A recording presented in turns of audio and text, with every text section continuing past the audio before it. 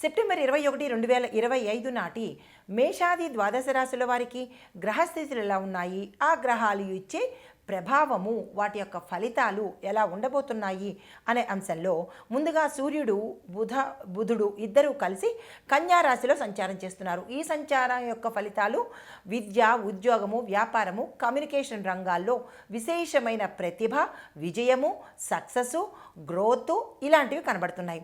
అయితే మంగళుడు తులారాశిలో సంచారం చేయడం వల్ల సంబంధ బాంధవ్యాలు, ఒప్పందాలు, ప్రయాణాలు వీటిలో అనుకూలత, సులభాన్ని ఇస్తున్నాడు.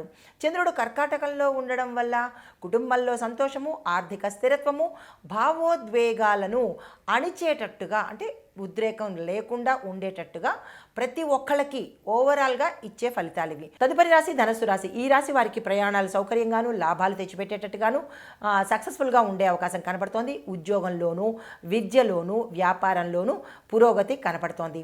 ఆర్థిక లాభాలు సాధారణంగా ఉంటాయి. కుటుంబంలో సంతోషకరమైన వార్త ఉండబోతోంది.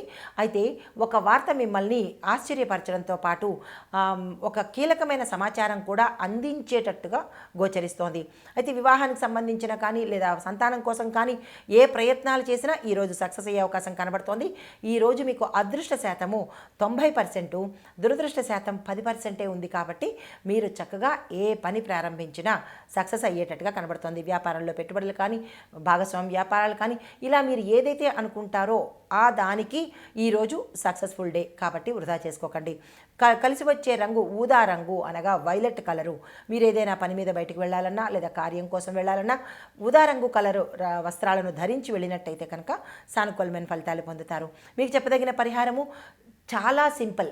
మీరు మొక్కలకు నీళ్లు పోయండి. అది ఒక మొక్క, 10 మొక్కల, మీ ఇంటి చుట్టుపక్కల ఉన్నాయా, ఎక్కడైనా సరే మొక్కలకు నీళ్లు పోసే ప్రయత్నం చేసినట్టయితే కనుక మంచి ఫలితాలు పొందే అవకాశం ఉంది.